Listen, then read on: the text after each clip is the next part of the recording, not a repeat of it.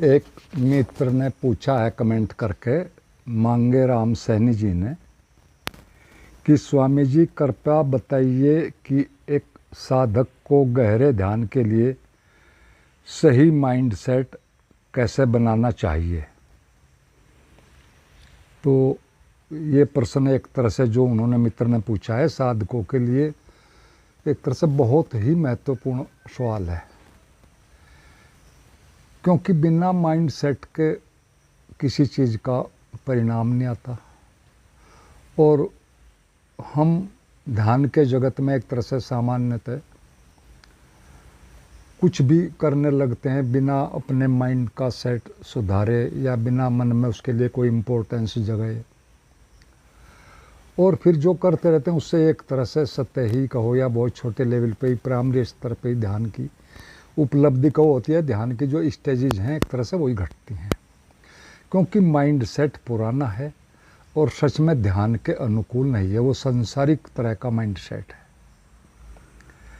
और दूसरा कारण ये भी है इसका कि माइंड की लिस्ट में इस ध्यान को, उपलब्धि को, ध्यान द्वारा जागरण को तीसरे चौथे नंबर पर हम रखते हैं जनरली, जो जनरल माइंड सेट होता है। पहले दूसरे स्थान पर धन को, पद को, नेम फेम या कोई वासना या किसी मोह को, एक तरह से ऐसी चीज़ों को जो संसारिक हैं उनको रखते हैं, क्योंकि हमारा माइंड सेट सांसारिक स्तर का ही होता है। और फिर भी काफ़ी दिन तक काम करते रहते हैं। और जो सच्चे साधक होते हैं, कहो ईमानदार होते हैं, वो तो एक तरह से बात स्वीकार भी कर लेते हैं कि हम श्रम कर रहे हैं लेकिन कुछ घटा नहीं, कुछ हुआ नहीं। और कुछ दूसरी तरह के साधक भी होते हैं, एक तरह से अहंकारी टाइप कहो, झूठे टाइप कहो, वो भी एक तरह से अपना झूठा दिखावा करते रहते हैं। मैंने देखा ऐसे बहुत लोगों को। और एक तरह से ताम झाम भी दिखाते रहते हैं ऐसे लोग, खुद को भी दूसरों को भी एक तरह से धोखा ही देते हैं, एक तरह से गोलमोल बातें करते हैं, सिवाय इसके कि अपना समय शक्ति बर्बाद करते हैं। उसमें रिजल्ट कुछ आता नहीं, क्योंकि माइंडसेट उनका पुराना है और वो साथ में ईमानदार भी नहीं है। तो एक तरह से अध्यात्म में ईमानदारी सबसे पहली और अनिवार्य शर्त है, क्योंकि यहाँ ईमानदारी से जो आएगा वो हमारा शुद्धतम रूप से हमारा अपना होगा। बाहर ईमानदारी से संसारिक जगत में लाभ होता हो नहीं होता, वहाँ तो बहुत चीज़ें हैं, लेकिन यहाँ तो शुद्धतम अपनी बात है। तो यहाँ तो ईमानदारी सबसे अनिवार्य है। यहाँ अध्यात्म में एक तरह से जब हम आध्यात्मिक जगत में चलते हैं कहो, या आध्यात्मिक माइंड सेट बनाते हैं, जो भी इस दिशा में हम करते हैं, चलते हैं, इस जगत में, आध्यात्मिक जगत में सांसारिक लोग नहीं होते हैं, ना संसार वाली बात होते हैं। यहाँ तो एक तरह से पूरे ब्रह्मांड को बनाने वाली जो एक तरह से महानतम बुद्धिमत्ता होती है, उसे हम परमात्मा कहें, कुछ और कहें, वो होती है, परम बुद्धिमत्ता होती है। यहाँ धोखाधड़ी नहीं चलती, यहाँ झूठ चलता ही नहीं, उसमें अपना ही नुकसान होता है। और एक तरह से इस दिशा में कुछ पाने के लिए, करने के लिए सही माइंड सेट होना बड़ा ज़रूरी है। सही मन स्थिति एक तरह से सही चीज़ों को समझती है, सही लक्ष्य को एक तरह से बना सकती है, समझ सकती है, और फिर एक तरह से अपने लक्ष्य को एक तरह से पा सकती है। थोड़ा सा हम इस माइंड सेट शब्द को भी ज़रा सा समझते हैं कि ये क्या है। इस पर हमारी पहले भी कई तरह की कई वीडियोज़ बनी हैं। तो माइंड सेट बिल्कुल एक ऐसा है सामान्यतः समझने के लिए, जो अब तक भी आपके मन में बना हुआ काम करने का ढंग है, आपके मन की कार्य प्रणाली है, चीज़ों को कैसे लें ये सेट है, कैसे समझें ये लें, क्या सही है क्या गलत है, क्या जानकारियाँ उसमें एक तरह से भरी हुई हैं, और एक तरह से क्या हमारे माइंड की आईक्यू भी है। आईक्यू तो हम सच में ब्रेन की एक तरह से मानते हैं, नापते हैं, लेकिन ब्रेन भी माइंड का ही एक तरह से हार्डवेयर है, माइंड सॉफ्टवेयर है, असली चीज़ माइंड है। तो एक तरह से आईक्यू भी इसमें महत्व रखती है। जो भी हमने अब तक जाना है, सीखा है, समझा है, माना है, जाना है, आगे की प्लानिंग है भविष्य की, वो सब का सब हमारे अंदर एक तरह से माइंड में है, और इस सारे सिस्टम को, इस सारे एक तरह से काम करने के तरीक़ों को कहो, यही हमारा माइंड सेट है। और क्योंकि हम जानते हैं कि सारी चीज़ें मन से ही शुरू होती हैं, और ये जो हमारा माइंड सेट एक तरह से बना हुआ है, ये नेचुरली भी बना हो सकता है, यानी जीवन के हिसाब से, जिसे हम नेचुरल हिप्नोसिस भी कहते हैं, वो उससे बना हो धीरे धीरे, या फिर आपने इधर उधर से कुछ शिक्षा ली हो, कुछ प्रवचन सुने और चीज़ें सुनी हो, या कोई एफर्मेशन किया हो इस दिशा में, उससे भी एक तरह से आपका माइंडसेट बन जाता है। और एक तरह से जीवन के सभी निर्णय, या एक तरह से अपने जीवन को जो हम वैल्यूएशन देते हैं, कुछ नया करते हैं, तो एक तरह से वो सबका रिजल्ट कहो, नतीजा कहो, ये जो हमारी फीडिंग है माइंड की, अब तक के जो पुराना माइंड सेट है, सब इसका ही एक तरह से इसके द्वारा ही होता है, इसके द्वारा ही उसके परिणाम आते हैं, वो होता है। और 95% लोग एक तरह से, अनेक सर्वोज का ये एक तरह जो सर्वे हुए हैं वर्ल्ड में, उनका ये निष्कर्ष है कि 95% लोग इसी के द्वारा, इस पुराने माइंडसेट के द्वारा ही नई चीज़ें और उपलब्धियाँ चाहते रहते हैं, जो कि एक तरह से असंभव रहता है। ये संभव ही नहीं, नई चीज़ों के लिए नया माइंडसेट चाहिए। तो एक तरह से पुराने माइंडसेट से आपको वही मिलेगा जो कि अब तक मिलता आ रहा है। इस माइंडसेट से यदि बिना इसे बदले हम कुछ नया पाना चाहते हैं, तो एक तरह से ये हम अपनी समय का शक्ति को एक तरह से बर्बादी कर रहे हैं, वेस्ट ही कर रहे हैं। तो पहली जो हमारी कोई भी योजना है, कुछ करने की बात है, वो सबसे पहले मन में ही बनती है, हम सब जानते हैं, बाद में ही वो बाहर आती है। और एक तरह से ये माइंडसेट ही हमारे जीवन की हर चीज़ का, हर योजना का, हर लक्ष्य का यही केंद्र है, यही चीज़ों को अर्थ देता है। एक तरह से अपने सेट पैटर्न जो उसमें बना हुआ है, उसी के ढंग से उनको वैल्यू देता है, उनका महत्व देता है।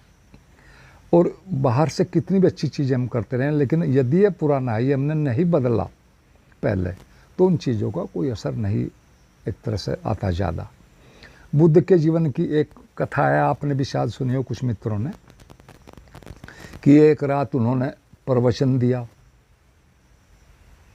उसमें काफ़ी लोग थे, बाहर से भी आए हुए थे, साधक लोग भी थे। और फिर प्रवचन के अंत में कहा कि जाओ और अब अपना रात्रि का अंतिम जो कार्य है वो करो। उस भीड़ में कुछ साधु थे, साधक थे, चोर भी थे, कुछ वैश्याएँ भी थी, कुछ वैश्य भी थे, बणिक टाइप लोग, साधारण ग्रस्त भी थे, सभी तरह के थे। और उन्होंने फिर सबने जाकर अपने अपने काम किए, यानी साधु ने अपना ध्यान भजन किया, साधक ने भी किया, चोर अपनी चोरी के काम पे चला गया, वैश्या अपने काम पे चली गई।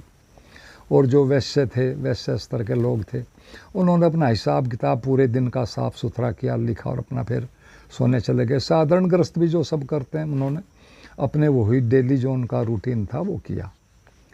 तो एक तरह से ये कथाएं आती हैं इसीलिए कि बिना माइंडसेट बदलोगे तो जो अच्छी बातें एक तरह से वो बस सिर्फ अच्छी बातें ही बनकर रह जाती हैं, उनसे कुछ आता जाता नहीं। बाहर से मन कहता रहता है कि देखो हमने अच्छी बातें की, अच्छी बातें सुनी। तो एक तरह से माइंडसेट बड़ा ज़रूरी है। अगर ये नहीं बदलता तो आपके प्रवचन, ध्यान, ये सारे के सारे एक तरह से बस एक अच्छी बातें ही बनकर रह जाती हैं और इससे ज़्यादा कोई परिणाम आता नहीं। और आप इसे बदल सकते हैं बड़े आराम से, क्योंकि मन तो बदलने वाली चीज़ है, बहुत जल्दी बदल जाता है। थोड़ा उसको समझना, उसके सिस्टम को, मैकेनिज़्म को। और इसके लिए बड़ी सीधी बात है कि जो लक्ष्य आप चाहते हैं उसी तरह का बोलें, उसी तरह की भाषा यूज करें, उसी तरह की चीज़ें सुनें, पढ़ें, वैसे ही मित्रों को बनाएं, वैसा ही साहित्य अपने पास रखें, और हो सके तो वैसे ही वातावरण में भी रहें, उसी तरह की चीज़ें फील करें। तो ये कोई इतना मुश्किल काम नहीं है, बड़े उससे बन जाता है। ये जल्दबाजी से नहीं, थोड़ा समय लगता है इसमें, लेकिन बड़े आराम से बदल जाता है। लोगों ने बदला है, लोगों ने बड़े बड़े एक तरह से चमत्कार किए हैं, बड़ी बड़ी उपलब्धियाँ की है इसी मन को बदल कर। तो उन्होंने पूछा है कि गहरे ध्यान के लिए साधक का माइंड सेट सही माइंडसेट कैसे बनाया जाए या फिर कैसा होना चाहिए। तो हम यहाँ पर अब तक हमने थोड़ी मोटी मोटी बातें समझी माइंडसेट के बारे में। यहाँ पर हम 5 चीज़ों को समझेंगे। अगर वो भी हमने समझ ली, वो भी अपने माइंड में एक तरह से पूरी तरह फीड कर ली सबकॉन्शियस में, तो फिर और चीज़ें अपने आप ही क्लियर हो जाएंगी। तो एक तरह से यदि हम उन्हें रोज़ सुनेंगे, जो हम 5 बातें अभी करेंगे, इन्हें दोहराएंगे, विजुअलाइज करेंगे, तो कुछ ही समय में एक तरह से नया माइंडसेट बन जाएगा। और इनमें पहली चीज़ क्या है जानने की, एक साधक को अपने माइंडसेट के लिए, अपने लक्ष्य को पाने के लिए, अपने जागरण को एक तरह से करने के लिए, पहली ये है समझने की बात कि शब्द ज्ञान या आध्यात्मिक इतिहास को जान लेना, वो भी शब्द ही हैं, उनको पढ़ लेना, या एक तरह से आध्यात्मिक शब्दों को बार बार रट लेना या उनका अर्थ भी समझ लेना, ये एक तरह से इस फील्ड की, इस यात्रा की सामान्य जानकारियाँ हैं, अच्छी हैं, सहायता कर सकती हैं और कुछ ना कुछ करती भी, लेकिन बहुत प्राइमरी चीज़ें हैं। ये एक तरह से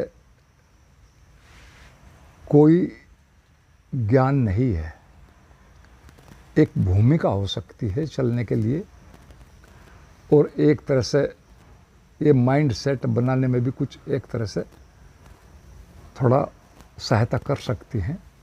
लेकिन ये जो इस तरह के साहित्य हम सभी जानते हैं, वो चाहे कोई भी आध्यात्मिक साहित्य है, उसमें विरोधाभासी चीज़ें बहुत ज़्यादा होती हैं और उनमें हमारा मन कन्फ्यूज ही रहता है, हम उलझ कर ही रह जाते हैं। क्योंकि इतिहास पढ़ोगे, प्रवचन सुनो, कुछ भी करोगे, उनमें विरोधाभासी चीज़ आएंगी ही आएंगी और मन को कुछ क्लियर नहीं होता। तो कोई ये ज़रूरी नहीं है कोई बहुत ज़्यादा जानने की चीज़ नहीं। इस दुनिया में अनेकों लोग अनपढ़ भी एक तरह से उपलब्ध हुए हैं ज्ञान को। तो सच बात तो ये कि ये कोई ज़्यादा ऊंची चीज़ें नहीं है, ना ये कोई ज्ञान है, आत्मज्ञान ही एकमात्र ज्ञान है। बाकी सभी तो एक तरह से जो भी आप सीखते हैं वो जानकारियाँ ही हैं, आप उनका सही उपयोग कर भी सकते नहीं भी। तो एक तरह से जो सबसे बड़ी और सबसे बड़े पैमाने पर भूल होती है अध्यात्म में, वो शब्द ज्ञान को ही ज्ञान समझ लिया एक तरह से जाता है। और इसी कारण एक पुरानी कहावत भी चलती है अध्यात्म के जगत में कि यहाँ सभी लोग आत्मा परमात्मा के बारे में जानना चाहते हैं, आत्मा या परमात्मा को जानना नहीं चाहते। तो एक तरह से हमें इस बात को एक तरह से हर साधक को गहरे में समझ लेना चाहिए कि शब्द असली बात नहीं होती है। एक उदाहरण से भी हम इसे समझ सकते हैं कि रोटी शब्द रोटी नहीं है। रोटी को पूरा जानने के लिए उसे कमाना भी पड़ता है, फिर बनाना भी पड़ता है, फिर खाना भी पड़ता है और एक तरह से अंत में पचाना भी पड़ता है। फिर जो पोषण मिलता है तब जाकर हमें पता चलता है कि रोटी सच में क्या होती है। ऐसे ही अध्यात्म में भी मन को समझना पड़ता है, जीना पड़ता है, गुजरना पड़ता है। एक तरह से उसका ही उपयोग करके उसके पार के जगत में जाना होता है। मन की सभी परतों से गुजरना होता है और गुजर गुजर कर समझ कर उनको हटाना होता है। ये इतना सीधा मामला नहीं है। मन एक बहुत जटिल चीज़, दुनिया की सबसे जटिल चीज़ है। तो ये पहली बात समझने की कि शब्द ज्ञान हम असली ज्ञान नहीं है। दूसरी बात, हमारे मन में एक और तथ्य भी, आधारभूत तथ्य भी साफ हो जाना चाहिए कि जागरण या मोक्ष या एनलाइटनमेंट कहीं जानने की, कुछ पाने की बात नहीं है। अभी और यहीं में एक तरह से पूरा होने की बात है, क्योंकि अस्तित्व में सभी कुछ अभी है, यहीं है, पूरा है, बस हम ही यहाँ नहीं हैं। ये बात बड़ी एक तरह से समझने की है और यही यहाँ ना होना ही हमारी सारी समस्याओं की एक तरह से जड़ है। हम बस एक तरह से शरीर के तल पर यहीं होती हैं, चेतना के तल पर, मन प्राण के तल पर एक तरह से कहीं और भविष्य में किसी मन की बनाई काल्पनिक दुनिया में होते हैं या कम मानसिक दुनिया में होते हैं। और हमारे मन को हमेशा गति चाहिए होती है, तो वह तो एक तरह से किसी भी नई बात के द्वारा भी, रोज़ नई नई चीज़ें बाहर से मिलती रहती हैं जगत से, सेंसरी ऑर्गन्स के द्वारा, तो वो कहीं ना कहीं जाता ही रहता है। जबकि अध्यात्म अभी और यहीं में पूरा होना है। ये दूसरी बात समझने की है। फिर एक तीसरी बात और समझने की है, हमें किसी की भी नकल नहीं करनी है, चाहे वो कोई भी बुद्ध पुरुष क्यों ना हो, कोई गुरु हो। सबसे कुछ ना कुछ सीखना है, अपना रास्ता स्वयं ही बनाना है। परमात्मा ने एक तरह से हमें पूरा बनाया है, यूनिक बनाया है। परमात्मा कभी एक चीज़ को रिपीट नहीं करता, कोई फोटो स्टेट नहीं बनाता। वहाँ के जगत में, परमात्मा के जगत में नकल जैसी चीज़ होती ही नहीं। वहाँ सिर्फ असल ही चलता है, असल ही बनता है।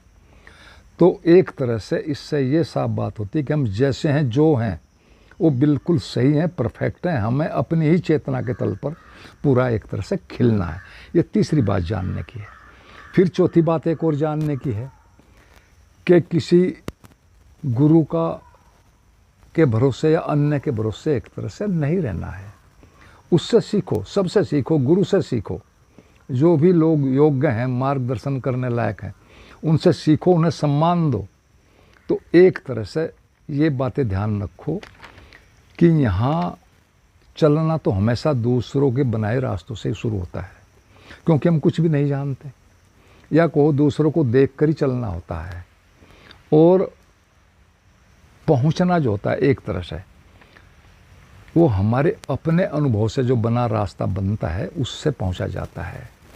पूरी बात एक तरह से यह है कि आपकी प्यास व श्रम देखकर पूरा सच तो यह है, अस्तित्व आपको आपके अनुकूल रास्ता दिखा देता है, बता देता है, किसी न किसी ढंग से वैसी परिस्थितियाँ एक तरह से पैदा कर देता है। ये उसका काम है, आपका काम तो पूरी प्यास के साथ चलना है।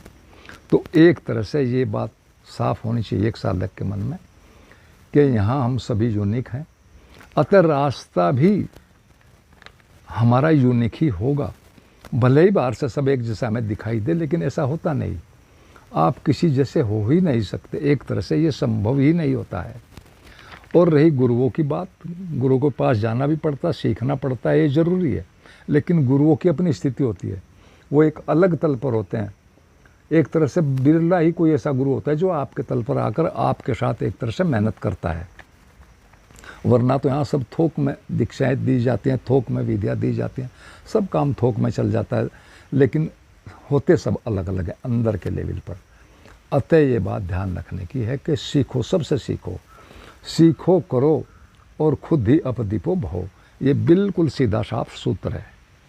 ये 4 बातें होगी। फिर 5वीं बात एक और है कि निरंतरता अति आवश्यक है, क्योंकि मन भटकाने में एक्सपर्ट है। आपका शरीर, मन, चारों ओर की परिस्थितियाँ हमेशा बदलती रहती हैं और मन इसका उपयोग आपके खिलाफ कर सकता है और करता है। आपने कबीर जी का एक दोहा भी सुना होगा कि निरंतरता जरूरी है, अभ्यास जरूरी है। उनका एक दोहा है कि करत करत अभ्यास के जड़मती होत सुजान, रसरी जावत आत है सिल पर पड़त निशान। यानी उन दिनों कुओं पर जो पत्थर पर रस्सियाँ घिसती थी पानी निकालने के लिए, तो हमने भी देखी हैं ये चीज़ें सारी कि पत्थर पर गड्ढे पड़ जाते थे और रस्सी बहुत कोमल होती थी। तो एक तरह से ये चीज़ें समझने की है, निरंतरता जरूरी है, प्रकृति में रहना भी जरूरी है, लेकिन प्रकृति में ज़्यादा उलझना नहीं है, उसका सहयोग लो। हम प्रकृति से ऊपर की चेतना, हमें पुरुष की को जगाना है, यानी कहो आत्मा को जगाना है। प्रकृति हमेशा शांति देती है, बड़ी लाभदायक है, लेकिन एक तरह से ये अज्ञान के तल पर है। ये शांति प्रकृति की शांति अज्ञान की शांति है, या कहो एक तरह से शमशान की शांति जैसी है। महाजागरण एक तरह से हमसे बहुत नीचे तल का है प्रकृति में, उससे हम और अनेक अनेक लाभ लेते हैं, लिए जा सकते हैं, लेकिन हमारा एक तरह से अपने को ही जगाने का लक्ष्य होना चाहिए।